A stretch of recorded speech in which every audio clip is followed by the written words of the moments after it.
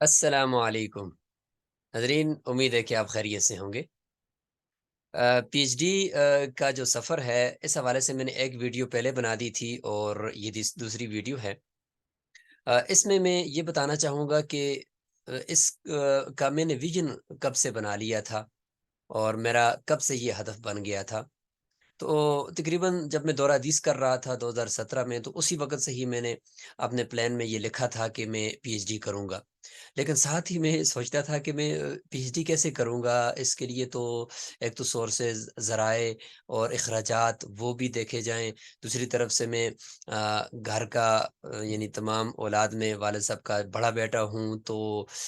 مجھے گھر کے حالات کو بھی اور ان چیزوں کو بھی مینیج کرنا ہے، تو میں کیسے کروں گا؟ لیکن سنتے تھے، لیکچر سنتے تھے، ورکشاپس لیتے تھے، تو اس میں یہ تھا کہ بھئی بڑا ویژن ہونا چاہیے، بڑے ارادے ہونے چاہیے۔ تو لکھتے رہتے تھے اپنی اپنی ڈائریز کے اندر، اور وقتاً فوقتاً اس کو ہم اپڈیٹ بھی کرتے رہتے تھے، اور مطلب ہے کہ ہماری نظروں کے سامنے وہ ہوتا تھا۔ اب اس طرح ہوا کہ آہستہ آہستہ میں الحمدللہ میری جاب لگ گئی، میں ایک مدرسے کے اندر پڑھانے لگ گیا، اور یہ ایک سلسلہ چلتا رہا۔ پھر اس طرح ہوا کہ مدرسہ ڈاٹ پی کے 2019 میں جب لانچ ہوا، تو 2020 میں میں نے اس کو جوائن کیا۔ تو اس کی اندر جب آئے، تو اس میں چونکہ اسلامک اسٹڈیز کے لیکچرز بھی بنائے جاتے ہیں، درس نظامی کے بھی بنائے جاتے ہیں، اسلامک اسٹڈیز کے اندر بھی لوگوں کو داخلے کی کے لیے رہنمائی کی جاتی ہے۔ تو یہ ساری چیزیں وہاں پر بھی ہو رہی تھیں، تو ادھر میرا یہ شوق اور زیادہ بڑھا۔ اور مدرسہ ڈاٹ پی کے کی جو انتظامیہ تھی، اور اس میں ڈاکٹر رضا المصطفیٰ صاحب اور ڈاکٹر کامران شہزاد صاحب، ان کی طرف سے مجھے بہت زیادہ ترغیب ملی کہ پی ایچ ڈی کرنی چاہیے، اور خاص طور پہ جب ایک عالم دین ہو، مفتی ہو، اس کے لیے تو پی ایچ ڈی کرنا اور بھی بہت زیادہ اہم ہے کہ وہ اس طریقے سے جا کر علوم اسلامیہ کے اندر پی ایچ ڈی کرے، تو علمی رسوخ بھی ہے، اور علوم اسلامیہ کا جا کر ایک نام بھی پیدا کرنا ہے مختلف بڑی بڑی یونیورسٹیز کے اندر۔ تو اس طریقے سے کر کے میرا شوق اور بڑھا، تو میں نے ٹھان لی کہ میں نے پی ایچ ڈی کرنی ہی کرنی ہے۔ اب اس کے لیے پھر وہی بات، اخراجات، پھر وہی چیزیں، تو میں بہت سوچتا رہا، بہت کچھ ذہنوں میں چیزیں آتی رہیں، لیکن یہ کہ البتہ ارادہ میرا پختہ تھا، تو اللہ تعالیٰ نے بہت سے اسباب خود ہی میرے لیے پیدا فرما دیے، کہ جس کی وجہ سے میں اب اس قابل ہوا کہ میں نے باقاعدہ اس کا سفر شروع کر دیا۔ اچھا، اب اس کے لیے مجھے رہنمائی کی ضرورت تھی کہ میں پی ایچ ڈی کروں تو کیسے کروں؟ تو قریب ہی جو ایک یونیورسٹی تھی، تو اس کے اندر میں نے چونکہ ان کے سیمسٹر چل رہے تھے، تو میں نے اپلائی کر لیا۔ اب ان کا جب انٹری ٹیسٹ آیا، تو میں یہ سمجھ کر گیا کہ انٹری ٹیسٹ کے اندر چونکہ میں اسلامک اسٹڈیز کے اندر لے رہا ہوں، تو اس کے اندر اسلامک چیزیں ہوں گی، تو میں وہ لکھ کر آ جاؤں گا۔ تو جب وہاں پہنچے، تو میرے ساتھ ایک دوست بھی تھے، تو مولانا شعیب صاحب، تو انہوں نے دیکھا تو وہاں پہ فلسفہ ہے، اور دوسرا جو ہے وہ میتھ ہے، اور تیسرا جو ہے وہ انگلش۔ ان تین مضامین کے 50 ایم سی کیوز بنائے ہوئے ہیں، اور وہ سارے کا سارا وہ انگلش میں ہے۔ اب ایک عالم دین کے لیے وہ یہ بھی تو ایک بڑا مسئلہ ہوتا ہے نا، کہ انگلش کو سمجھنا، لیکن الحمدللہ وہ چیزیں تو سمجھ میں آ رہی تھی، لیکن توقع سے ہٹ کر ٹیسٹ ہوا۔ وہ گیٹ ٹیسٹ اسلامک اسٹڈیز کا، اس اسلامی علوم کے اندر سے چیزیں نہیں پوچھی گئی تھی۔ خیر، ہم نے اس کو کیا، لیکن وہاں پہ یہ بات مشہور تھی کہ یہ جو ٹیسٹ ہے، تو 60 میں سے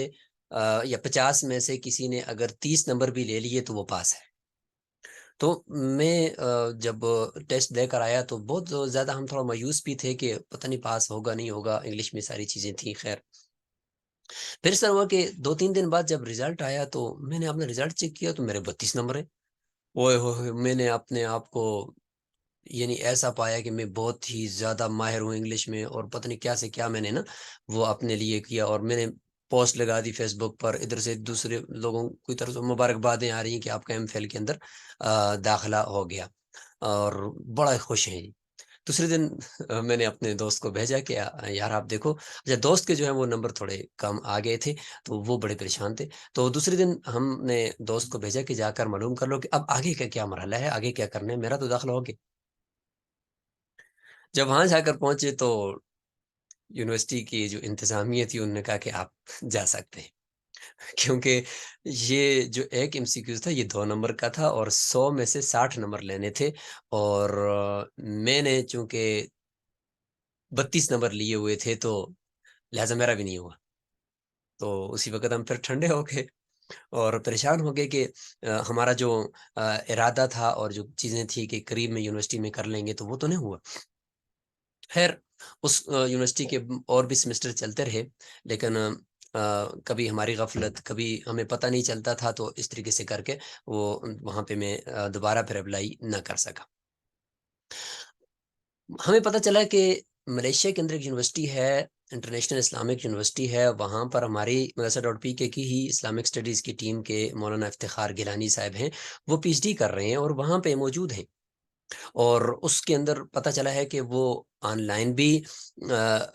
کرواتے ہیں اور کبھی بس تھوڑے عرصے کے لیے جانا ہوتا ہے۔ تو ہم نے فوری طور پر ان سے معلومات لی، تو جب معلومات لی تو ہمیں پتہ چلا کہ ہاں واقعی اس یونیورسٹی کے اندر باقاعدہ آن لائن بھی آپ کر سکتے ہیں ریموٹ سپرویژن پہ، اور کچھ عرصہ کے لیے آپ وہاں جا بھی سکتے ہیں جیسے آپ کی مرضی ہے۔ اور مزے کی بات یہ ہے کہ آپ بغیر ایم فل کے جو آپ کی ڈگری ہے، آپ کی جو سند ہے دورہ حدیث کی، اس کا معادلہ اگر آپ نے کیا ہوا ہے، اسی کی بیس پہ آپ ڈائریکٹ چھلانگ لگا سکتے ہیں پی ایچ ڈی کے اندر۔ تو یہ ایک اور زیادہ خوشائند بات تھی ہمارے لیے کہ ہمارا تو ایم فل تو نہیں تھا، تو ہم نے کہا کہ چلو بھی اس میں تو ہم کودتے ہیں۔ پھر فوری طور پہ پتہ چلا کہ 4 لاکھ روپیہ پہلے سیمسٹر کی فیس ہے، تو تھوڑی سی پھر ٹینشن ہوئی کہ اب کیا کریں،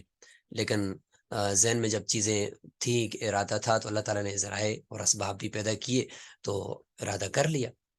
اب مزید رہنمائی کی ضرورت تھی تو مولانا افتخار گیلانی صاحب نے نمبر دیا مجھے، یونیورسٹی جو ملیشیا کے اندر اس وقت ساتھی پڑھ رہے ہیں ان کا، ان میں عثمان بھائی کا نمبر دیا، پھر اس طریقے سے ایک اور ساتھی کا داخلہ بھی ہو چکا تھا بہزاد بھائی کا، ان کا نمبر دیا، ان سے میں نے معلومات کی، تو انہوں نے کہا کہ بھائی سب سے پہلا جو سٹیپ ہے آپ نے اٹھانا ہے ابھی، وہ پاسپورٹ بنانے کا ہے۔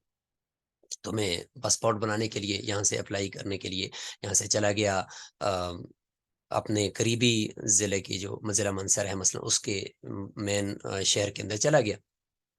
پاسپورٹ بنانے کے لیے جب میں گیا تو